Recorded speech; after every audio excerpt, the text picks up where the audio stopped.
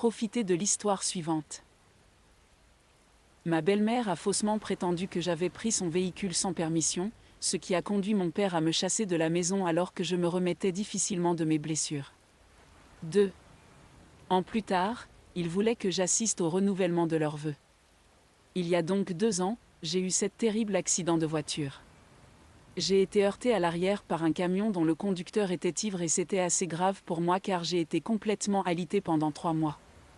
Après cet accident, je ne pouvais littéralement plus bouger un muscle, même en essayant, car tout me faisait tellement mal.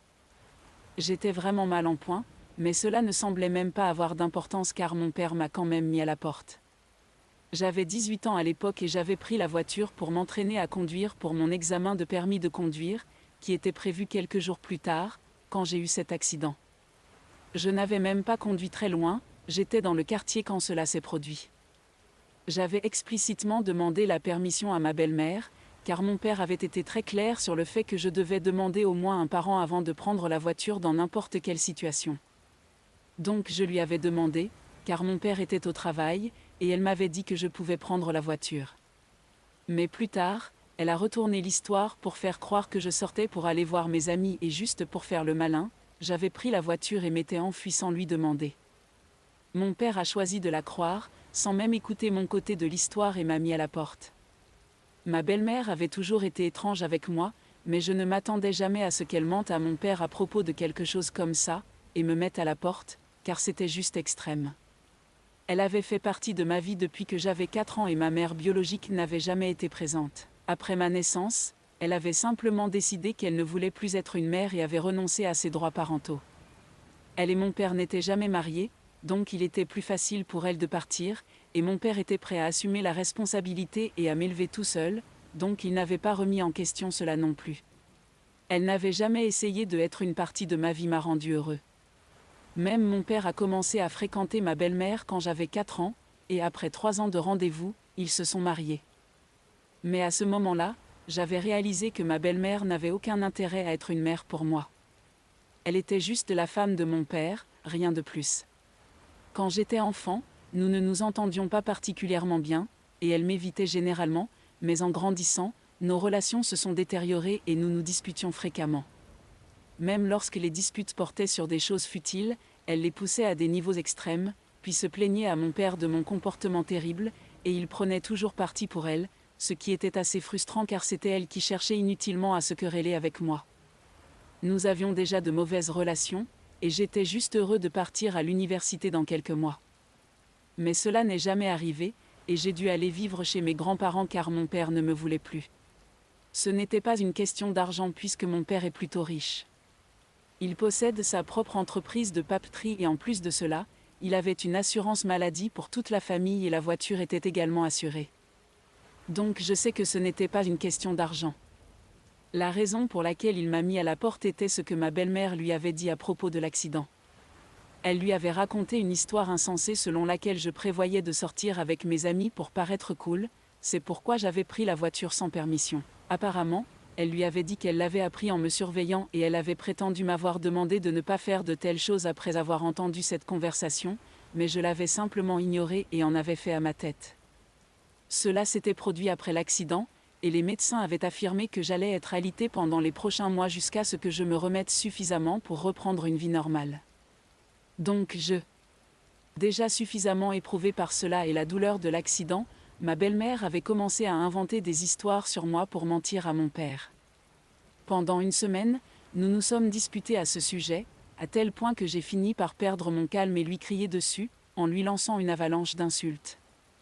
Je l'ai accusée d'être une menteuse, de jalouser le fait qu'elle ne pouvait pas avoir mon père pour elle seule, et je lui ai dit qu'elle était malade d'essayer de m'accuser de quelque chose que je n'avais même pas fait, surtout étant donné ma situation. C'était là le coup de grâce pour mon père, qui a alors décidé de me faire vivre chez mes grands-parents, qui ont eu la gentillesse de m'accueillir. J'étais très affectée qu'il me chasse de la maison alors que j'allais si mal, et je lui ai même dit que le fait qu'il choisisse ma belle-mère plutôt que moi signifiait que je ne le verrais plus de la même façon, et il a répondu que j'avais apparemment besoin d'être disciplinée et qu'il ne pouvait pas continuer à blesser sa femme juste parce que je ne savais pas me comporter et que je voulais être un enfant gâté. Il était très clair pour moi qu'il avait choisi son camp et avait décidé de croire la version de ma belle-mère, car il ne me faisait pas confiance.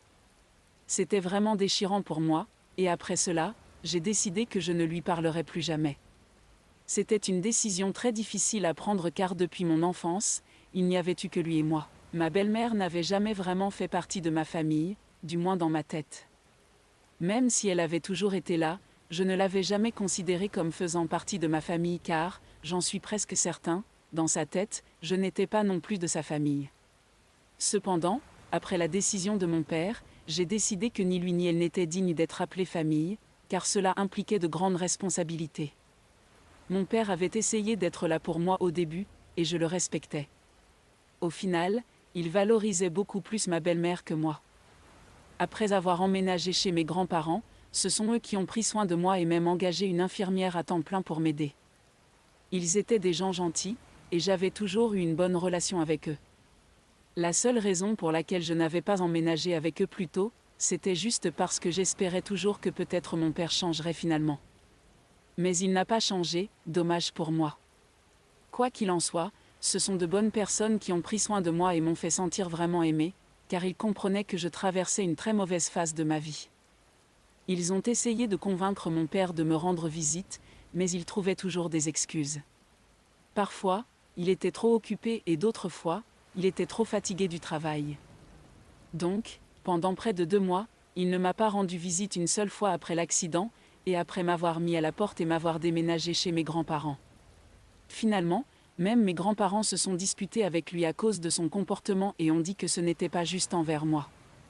Alors mon père a décidé de leur dire qu'il n'avait pas l'intention de renouer des liens avec moi de sitôt, car apparemment, ma belle-mère ne m'approuvait plus et lui avait donné un ultimatum de choisir entre elle ou moi, et il l'avait choisi elle. Il croyait que j'avais besoin d'apprendre à être une meilleure personne et à m'entendre avec les gens et jusqu'à ce que cela se produise, il ne pouvait pas envisager d'avoir une relation avec moi car il pensait que j'avais été un enfant très difficile à gérer ces derniers temps, et il ne pouvait pas supporter ce genre de comportement pour son propre bien et celui de sa femme. Voilà, et depuis lors, nous n'avons pas reparlé. Mes grands-parents ont été ceux qui m'ont envoyé à l'université après ma guérison, et ils ont été là pour moi tout le temps. 2 ans se sont écoulés depuis, et je vais obtenir mon diplôme dans 1 an maintenant, donc j'essaie de tourner la page dans ma vie et c'est difficile, mais j'ai de bons amis et des grands-parents pour être là pour moi. Moi, donc c'est relativement plus facile pour moi, je suppose.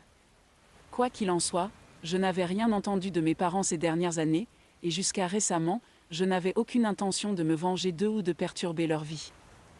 Je vivais très bien sans eux, mais je pense que ma belle-mère a de sérieux problèmes mentaux car elle m'a contacté la semaine dernière pour me dire qu'elle et mon père renouvelaient leur vœu de mariage dans quelques semaines et qu'elle voulait que j'assiste à cet événement. J'étais très confuse quant à la raison pour laquelle elle voulait que je sois là, et je lui ai répondu immédiatement en lui disant que je n'allais pas venir. Mais elle m'a dit que je devais absolument être là car mon père allait me contacter dans quelques jours pour m'en parler officiellement et l'une des raisons principales pour lesquelles il voulait que je sois là était que certains de ses associés commerciaux seraient également présents, et qu'il savait qu'il avait une fille puisqu'ils avaient vu des photos de famille sur son bureau. Et cela aurait été très étrange de leur expliquer pourquoi j'étais absente à un tel événement et mon père avait l'intention de me contacter pour réparer les choses. Quoi qu'il en soit, elle voulait que j'accepte simplement l'invitation et que je mette tout derrière moi. Cependant, je n'étais pas prête à oublier quoi que ce soit parce que cela ne faisait que 2 ans et je n'allais jamais pouvoir oublier la façon dont mon père m'avait fait sentir. J'ai donc ignoré ce message et j'ai essayé de continuer ma journée. Mais ensuite, quelques heures après n'avoir pas reçu de réponse de ma part, elle a décidé de me recontacter, et cette fois, elle a dit qu'elle avait toujours su que j'étais un ingrat gamin qui ne savait pas se comporter, et cette fois encore, j'essayais de montrer à quel point je pouvais descendre bas, surtout quand mon père essayait de réparer les choses avec moi, même si je ne le méritais pas. Elle m'a ensuite menacé en disant que je devais être là, sinon je pouvais abandonner tout espoir d'hériter de l'entreprise ou de l'argent de mon père. Dans le long terme. Et elle a dit qu'elle allait s'en assurer, ce qui m'a vraiment énervé parce qu'elle pensait vraiment qu'elle pouvait me faire peur avec ses menaces ridicules. C'est à ce moment-là que je l'ai finalement bloquée car elle m'a tapé sur les nerfs. Avant cela, je les avais juste bloqués sur les réseaux sociaux, mais je n'avais pas bloqué leur numéro de téléphone car cela semblait juste inutile. Cependant, après ce message, j'ai bloqué aussi leur numéro de téléphone. Et je pensais que cela allait en finir là. Mais même cela n'était apparemment pas suffisant. Elle est revenue vers moi en m'écrivant un email et m'a dit que je devais absolument accepter l'invitation car le renouvellement des vœux de mariage n'était pas juste un événement pour eux, c'était aussi lié au travail de mon père et il voulait désespérément que je sois là. Même alors, elle n'a pas pu adopter un ton plus agréable avec moi, surtout quand c'était eux qui avaient besoin de moi. Elle a encore essayé de me menacer pour obtenir ce qu'elle voulait, et j'ai décidé que j'en avais assez. Il n'y avait pas besoin que je fuisse ces choses, et j'ai finalement décidé de confronter la situation en écrivant un post et en joignant toutes les preuves des conversations que nous avions eues jusqu'à présent. J'ai aussi écrit sur tout ce qui s'était passé dans le passé et j'ai décidé de dénoncer ma belle-mère, ainsi que mon père, sur les réseaux sociaux. J'ai fait un post public et j'ai même identifié mon père et ma belle-mère dans le post, ainsi que quelques amis de travail, dont les noms et profils sociaux je reconnaissais. C'était une démarche délibérée car je voulais que ses amis de travail et ses collaborateurs sachent ce qu'ils m'avaient fait par le passé, puisque ma belle-mère m'avait très clairement fait comprendre que le renouvellement de leurs vœux de mariage allait être aussi un événement professionnel pour eux. Après le post, je ne m'attendais à rien, mais ensuite, un jour plus tard, j'ai reçu des nouvelles de mes grands-parents selon lesquelles mon père était dévasté parce qu'apparemment ce que j'avais fait avait entraîné une énorme perte pour eux. Ils allaient partir. Suite à des discussions pour une fusion avec une entreprise de fourniture de bureaux dans quelques mois, nous étions encore au stade initial, mais il semble maintenant que cela soit annulé à cause de mon message. Cela aurait été une grande opportunité pour son entreprise, mais comme j'avais identifié certaines personnes dans mon message, des rumeurs ont circulé sur ce qui m'était arrivé, ce qui a évidemment entaché la réputation de mon père car il n'en est pas sorti très bien dans ce poste. Maintenant, la fusion est remise en question car mon père n'a pas réussi à obtenir de réponse de la part des personnes avec qui il travaillait jusqu'à présent, et il pense que c'est à cause du post que j'ai publié. Mes grands-parents pensent que ce que j'ai fait n'était probablement pas très bien et qu'il n'y avait aucune raison pour moi d'impliquer mon père dans tout cela, étant donné que c'était ma belle-mère qui avait dépassé les limites pour être méchante avec moi. Maintenant, je me sens aussi coupable. Ai-je vraiment bien fait de publier publiquement contre mon père et ma belle-mère ? Mise à jour 1, bonjour, cela fait quelques jours depuis mon message initial, et j'ai décidé de supprimer mon post attaquant mes parents. Certains d'entre vous m'ont demandé pourquoi je désignais mon père et ma belle-mère comme mes parents, alors qu'il est évident que je ne m'entends pas bien avec eux. Eh bien, mon père est évidemment mon véritable parent biologique, et même si je n'apprécie pas vraiment ma belle-mère, je la connais depuis mon enfance et j'ai pris l'habitude de les appeler mes parents. Je ne sais pas comment le dire autrement. Ce n'est pas si grave, donc ce n'est pas un gros problème. En revenant à ce que j'ai fait, j'ai retiré ce post et j'ai débloqué mon père pour pouvoir lui parler. La plupart des gens dans les commentaires pensent que je ne devais pas m'excuser, mais j'ai juste senti que je pouvais au moins dire que je ne voulais pas qu'une telle chose se produise car je n'avais absolument aucune idée de la fusion et de son importance potentielle pour son entreprise. Je ne me suis pas vraiment excusé, j'ai simplement cherché à me justifier et lui dire que la chose qui s'était produite il y a 2 ans est quelque chose qui reste encore avec moi et je n'ai pas réussi à m'en remettre complètement. Apprendre qu'il allait m'inviter à un événement pour essayer de se réconcilier avec moi, mais que c'était juste parce qu'il voulait faire semblant que tout était normal avec sa famille devant ses associés commerciaux, était blessant. Et la façon dont ma belle-mère s'était comportée avec moi était très insultante, ce qui m'a énervé, et c'est pourquoi j'ai publié cela, donc j'ai mis tout cela dans un seul texte et je le lui ai envoyé. Je ne m'attendais pas vraiment à ce qu'il réponde car je savais qu'il serait très énervé par ce qui s'était passé, mais il m'a quand même répondu, en me disant simplement que c'était normal, qu'il méritait cela après tout ce qu'il avait fait, et qu'il ne me blâmait pas pour ma réaction. C'était une réaction assez étrange et donc j'ai décidé d'en parler à mes grands-parents car je pensais qu'ils sauraient peut-être pourquoi il agissait de manière si étrange car je m'attendais vraiment à ce qu'il soit au moins en colère et me réprimande pour ce que j'avais fait, mais rien de tel ne s'était produit. Donc, quand j'ai demandé à mes grands-parents à ce sujet, ils m'ont dit qu'apparemment, ils regrettaient ces actions depuis un très long moment maintenant, et que tout cela s'était manifesté lorsque j'avais publié ce post. Ils m'ont dit qu'ils avaient déjà discuté de ces choses avec mon père récemment avant que je lui envoie ce message, et il avait exprimé combien il regrettait de m'avoir chassé à ce moment-là. C'était son propre choix personnel de le faire, mais il prétendait juste qu'il était confus sur la conduite à tenir. Ma belle-mère le persuadait toujours avec beaucoup de conviction chaque fois qu'elle lui parlait de mon comportement capricieux et horrible, et il l'avait cru, mais ensuite, il avait commencé à douter de lui-même et de tout ce que ma belle-mère lui disait quelques semaines après m'avoir chassé. Il n'avait juste jamais eu le courage de mettre les choses au clair. Il y avait du vrai dans ce qu'il me disait, et il savait qu'il méritait cela, c'est pourquoi il n'a pas cherché à se venger ou même à discuter avec moi lorsque je lui ai envoyé ce message. Ils m'ont également expliqué qu'il avait réellement voulu m'inviter au renouvellement de leur vœu de mariage, et que ce n'était pas juste pour impressionner ses associés d'affaires comme me l'avait dit ma belle-mère. En fait, ses associés d'affaires n'étaient même pas invités à l'événement, c'était quelque chose de très intime, donc ils ne savaient pas pourquoi elle dirait une telle chose. Probablement juste pour semer la discorde entre mon père et moi, je n'ai jamais vraiment compris ses raisons. Quoi qu'il en soit, il avait vu les captures d'écran que j'avais postées et avait réalisé que ma belle-mère avait un problème avec les mensonges et qu'il traversait également une mauvaise passe. Il n'avait pas de nouvelles des gars avec qui il était censé fusionner, donc il suppose que c'est tombé à l'eau et qu'il recevra un email officiel ou quelque chose à ce sujet plus tard. Mais pour l'instant, sa vie personnelle est un chaos, et c'est ce à quoi il essaie de faire face. Maintenant, après avoir eu cette discussion avec mes grands-parents, je ne sais vraiment pas comment me sentir.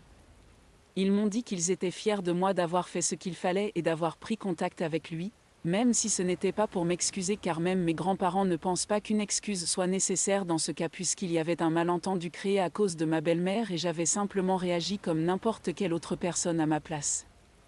Mais au moins j'ai eu la courtoisie de prendre contact avec lui et d'essayer de rectifier les choses avec lui, donc ils apprécient cela. Cependant, je ne sais tout simplement pas comment me sentir par rapport à la situation avec mon père et moi désormais. Les choses ont été vraiment compliquées entre nous ces 2 dernières années, et avant, lorsque je n'avais aucun contact avec lui, je trouvais honnêtement plus facile de gérer mes émotions, mais maintenant, je ne sais tout simplement pas comment me sentir par rapport à tout cela. Update 2, et donc beaucoup de commentaires sur ma précédente mise à jour m'ont dit que je ne devrais pas prendre contact. Je devrais reprendre contact avec mon père, mais je ne le ferai pas. Je ne sais pas ce que vous en pensez, mais je ne pense sincèrement pas que ce soit la bonne option. De toute façon, j'ai déjà rompu ce contact en lui parlant après son message, donc je ne pense pas pouvoir tout à coup revenir en arrière. Il y a tellement de problèmes non résolus et de questions sans réponse que j'ai encore en suspens, je ne pense pas pouvoir reprendre le silence radio avec lui aussi rapidement. Peut-être après avoir eu au moins une discussion avec lui pour obtenir la clôture dont j'ai besoin, ou peu importe, peut-être après cela. Mais jusqu'à ce que cela se produise, je ne pense vraiment pas que ce que vous suggérez soit même faisable pour moi. Peu m'importe si vous me traitez de faible ou de stupide, je sais ce que mon cœur veut, et je sais ce qui est bon pour moi. Alors faites-moi confiance, je gère. De toute façon, j'ai parlé à mes grands-parents de ce que je ressentais, et je leur ai dit que ce serait bien pour nous de nous asseoir et de parler ensemble. Et ils ont dit qu'ils pensaient que ce serait une bonne idée aussi, et sont en train de parler à mon père pour organiser une rencontre entre nous. D'après ce que je sais, les choses ne vont pas trop bien entre lui et ma belle-mère jusqu'à présent, et il pourrait se diriger vers un divorce. Je n'en suis pas encore sûre, mais ce serait assez drôle si cela arrivait, car ils étaient sur le point de renouveler leurs vœux et maintenant, cela n'arrivera pas, et au lieu de cela, ils pourraient finir par se séparer. C'est ironique, mais en revenant à ce que m'ont dit mes grands-parents, ils ont été en contact avec mon père, et ils essaient également de reconstruire leur relation avec leur fils car mes grands-parents n'ont pas toute une vie devant eux comme moi, ils ont un temps limité et ils doivent en tirer le meilleur parti. Je peux comprendre pourquoi ils veulent arranger les choses avec lui. De plus, il me semble que mon père est sincèrement désolé pour tout ce qui s'est passé dans le passé car mes grands-parents m'ont dit qu'il était assez dévasté. Et ne semble même pas se soucier de l'échec de la fusion. Tout ce dont il parle, c'est de la manière dont il a échoué en tant que père et qu'il m'a déçu. Et je suppose que je peux comprendre d'où il vient. Je ne pense pas avoir jamais essayé de voir les choses de son point de vue. Mes grands-parents m'ont dit qu'ils allaient lui parler et me faire savoir quand nous pourrons nous rencontrer, et j'espère juste que ça se passera bien. Mise à jour 3, bonjour, il y a 2 jours, j'ai finalement rencontré mon père après 2 ans sans aucun contact avec lui. Nous nous sommes rencontrés chez mes grands-parents et c'était vraiment émouvant, je n'arrive toujours pas à y croire. J'ai enfin pu m'asseoir et discuter avec lui de tout ce qui me préoccupait et j'ai obtenu des réponses aux questions auxquelles je pensais depuis si longtemps. Il a commencé par s'excuser pour ce qu'il m'avait fait subir et a dit qu'il savait qu'il avait échoué en tant que père et ne méritait même pas d'être assis dans la même pièce que moi, puisque j'étais devenue une meilleure personne que ce qu'il avait jamais imaginé, et qu'il n'avait aucun rôle à jouer dans tout cela, ce que je ne pense pas être vrai, pour être honnête. C'était lui qui m'avait élevé, pratiquement seul, car quand j'étais plus jeune, ma belle-mère continua de m'éviter. Notre relation n'a viré au vinaigre que lorsque j'ai grandi et que les choses se sont envenimées avec ma belle-mère, mais avant cela, il avait toujours été un excellent père pour moi. Quoi qu'il en soit, il a reconnu qu'il avait commis de nombreuses erreurs, et la pire d'entre elles était d'avoir fait confiance à ma belle-mère plutôt qu'à moi. Il a expliqué qu'il avait juste supposé qu'elle disait la vérité parce qu'elle était plus âgée, et qu'il n'avait jamais pensé qu'elle puisse lui mentir car quand ils étaient seuls tous les deux, elle était très habile à le manipuler, et je dois admettre, elle était certainement douée pour la parole. Il m'a dit qu'il avait été manipulé et était honnêtement tellement confus sur qui disait la vérité et en qui avoir confiance qu'il avait fini par faire le mauvais choix, et même après avoir commencé à douter de lui-même, il n'avait pas su. Il avait enfin le courage de reconnaître ses erreurs et de me parler. C'est pourquoi il ne m'avait pas contacté après m'avoir mis à la porte de la maison. Il m'a dit qu'il était vraiment désolé pour tout ça, du fond du cœur, et que maintenant, c'était à moi de décider si je voulais accepter ses excuses et travailler sur notre relation. Il m'a dit que même si je décidais de ne pas lui pardonner et de ne plus avoir de contact, il le comprendrait car il savait qu'il avait commis une grave erreur et devait être prêt à accepter ma décision. J'ai également appris de lui qu'il se dirigeait vers un divorce avec ma belle-mère et qu'elle avait déjà quitté la maison. Après avoir vu des captures d'écran prouvant qu'elle m'avait menti sur la raison pour laquelle il voulait m'inviter au renouvellement de vœux, il m'a confronté à ce qu'elle m'avait raconté, et ils ont fini par avoir une grosse dispute. Elle a tout avoué, même avoir menti il y a 2 ans sur ce qui s'était passé avec la voiture et pourquoi j'avais eu cet accident. Après cela, il était évident qu'il ne pouvait plus être avec elle, alors il lui a demandé de partir et a entamé une procédure de divorce. Il m'a été très difficile de prendre une décision à ce moment-là, alors je lui ai dit que j'avais besoin de temps pour réfléchir. Et c'est ce que je fais maintenant, j'essaie de déterminer si je devrais lui donner une seconde chance ou non. Je sais que la plupart des gens diraient que je ne devrais pas, mais en fin de compte, c'est mon père et je suis la seule à pouvoir prendre la bonne décision. De plus, je suis désormais adulte et je n'ai pas vraiment besoin de dépendre de lui pour quoi que ce soit, et lui non plus n'a pas besoin de compter sur moi. Une fois diplômé de l'université, je vais trouver mon propre emploi et être financièrement indépendant. Cette partie est donc totalement exclue de l'équation ici, au cas où quelqu'un voudrait l'accuser d'essayer de se réconcilier avec moi juste parce qu'il voudrait compter sur moi après sa retraite, car c'est un argument courant. Je ne pense pas que ce soit le cas car son entreprise se porte plutôt bien, avait même après que sa réputation ait été ternie, ses chiffres et ses ventes n'ont pas baissé. Donc, je pense que cela parle de lui-même. Il s'agit d'une relation purement émotionnelle entre un père et une fille et maintenant, je dois décider si je veux travailler sur cette relation ou non. Je suis plutôt enclin à dire oui car il est le seul parent que j'ai jamais eu, et même si les dernières années ont été difficiles, je ne peux pas laisser cela entraver tout ce qu'il a bien fait. Mais je ne suis toujours pas sûre, c'est pourquoi je le partage ici pour voir ce que les gens en pensent. Je veux vraiment arranger les choses et avoir une véritable opportunité d'avoir une famille normale, et c'est ma seule chance. Donc, gardez cela à l'esprit avant de faire des commentaires, que je veux vraiment que les choses s'arrangent. Mise à jour 4. J'ai décidé que j'allais essayer de travailler sur ma relation avec mon père. Nous commençons la thérapie ensemble la semaine prochaine, j'espère que cela va marcher pour nous. Nous allons aussi essayer de reconstruire notre relation en essayant de vraiment dialoguer et de communiquer souvent. Mes grands-parents en sont vraiment heureux et je me sens plein d'espoir pour l'avenir, honnêtement. Je suis vraiment prêt, à laisser le passé derrière et à avancer.